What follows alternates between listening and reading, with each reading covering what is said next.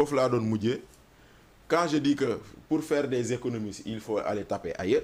Tu prends l'exemple de l'avion présidentiel. Quand le Premier ministre se déplace pour aller en Mauritanie avec l'avion présidentiel, c'est minimum 50 millions de dépenses. Est-ce qu'il y a un problème? Mais non. Xam nga la question ne se pose pas ndax il y a un problème. L'avion appartient au président. L'avion est géré par l'armée. Le président le met à la disposition de qui il veut. Loolu amul débat. yaa ngi dégg. Voilà amul débat ñun suñu équipe nationale jël nañ leen fii ñu war a tukki ñu jox leen avion présidentiel. N'est-ce pas? Kon man la question ne se pose pas est-ce que diw war na voyager ou non mais tu vas te dire combien ça coûte de faire soulever l'avion présidentiel d'un point A vers un point B. Man la question boobu ngay poser. Combien ça coûte?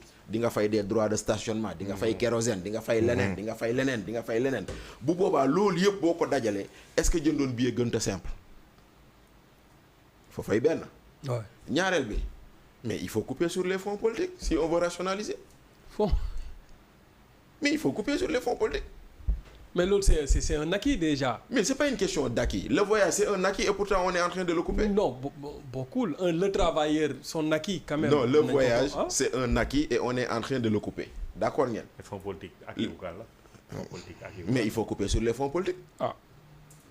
Benen bi, est-ce que vous avez vu aujourd'hui les cortèges des ministres là, le nombre de voitures? Ministre nga directeur yi nag. Mais voilà, mais loolu noonu du yàq. Du lu ñu war a xoolaat. Moi j'ai vu des directeurs yoo xam ne ay 5 oto ñoo leen topp ci cortège ak gyrophare. Alors que l'usage des cortèges est réglementé dans ce pays. Il y a un décret qui dit kan moo war a am cortège ak ku warta am cortège. daam de buy génn cortège bu gudd lay. Voilà. Damboj. Mais loolu. mais attends mais daam de nguuru dëgg. mais loolu la ñu war a xool loolu la ñu war a lijjanti. Pour man c'est là où il faut voir. Maintenant nag le reste pour man c'est voilà parce que aujourd'hui j'ai comme l'impression que on soulève cette question pour qu'on oublie le fiasco de ce départ raté d'Espagne là. Ok. Foofu moo doon deuxième. Oui. Non loolu mooy. C'est le feu et le contre-feu. Foofu laa doon ñëw on en a parlé on en a discuté hier waxtaan bu neex sax gars yi dégagé nañ ay pistes de solution ci gars yi di waxtaan nañu fi waxtaan bu neex ñaari njegeen yi. Bachir. ci li nga xamante ni moom la ñu gis ci Baos jeunes yu bari ñëw foofu noonu di déposer seen i documents pour dem Espagne wala Qatar pour liggéey foofu.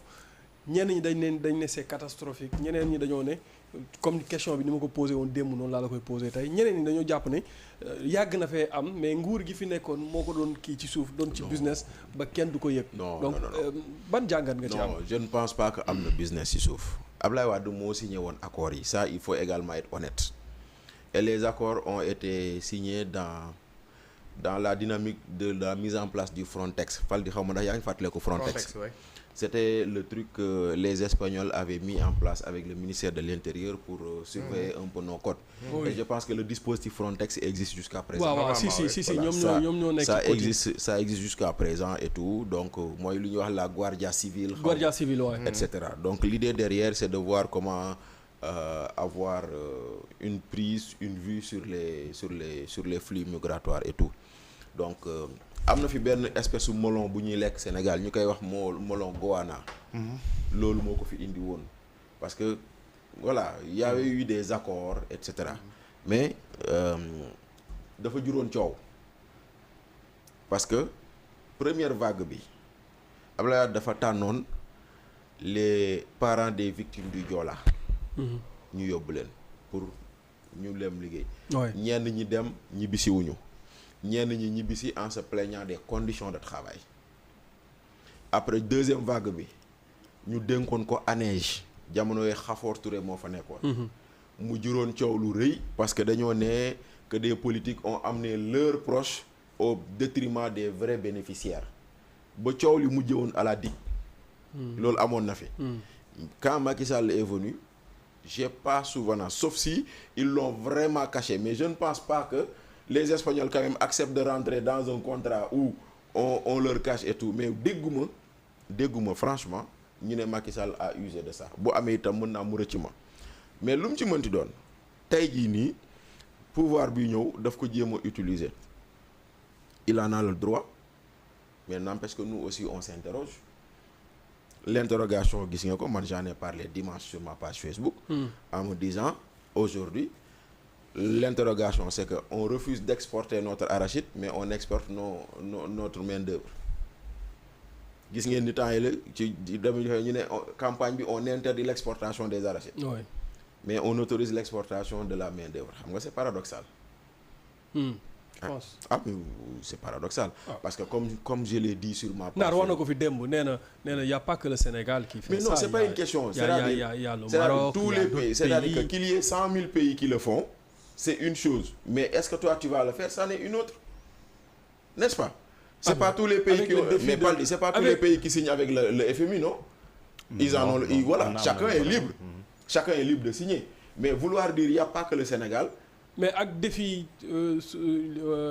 emploi et employabilité des jeunes, nombre de chômage. Le problème que cela pose fondamentalement, c'est la cohérence. Merci. Entre ñoom vision bi nga xamante ne moom lañ teg c'est-à-dire loolu mën na nekk sujet à débattre. Pas dit que aujourd'hui un libéral fasse ça, moi j'ai pas de problème parce que il faut aller chercher la richesse où tu veux. Mais que quelqu'un te vende que moi je suis nationaliste dans mon idéologie defar suñu réew lu ñu war a jox tubaab bi dañ ko war a jox suñuy nationaux yi exemple entre parenthèses gis ngeen ni ñu ngi jël fii dem signer ay contrat ak waa ay tubaab pour tabax ay kër alors qu'on a des entrepreneurs ici yoo xam ne war nañ signer contrat SNHLM ils ont allé signer avec des gens à Montpellier pour construire des logements alors que on a des entrepreneurs ici qui peuvent le faire. Nga xam ne démb barki démb quand on a amené ici matière qui faisait les autoponts là les gens avaient dit pourquoi sunu BTP bi defuñu ko. Donc c'est ça le problème de la cohérence qu'on essaie de poser mais en soi ça ne me gêne pas mais bu fekkente ne yow da ngaa woote lu ñuy wax film cowboy ñëw dawal film indo loolu lay xaw a nuru parce que la ngay woote defoo loolu moo tax c'est un problème d'abord de cohérence dans une vision globale. Bachir un jeune bu nga xamante ni am na compétence yi ñuy laajte yëpp mu nekk Sénégal mënul am 100 000 francs weer. Ce jeune là ñu ne ko am nga opportunité am chaque mois 250 000 par exemple. waaw. mais loolu mënoo koo xañ. la jeunesse sénégalaise mais léegi nag état du Sénégal lu tax mënul jox jeune boobu opportunité bu mu amee 500 000 fii.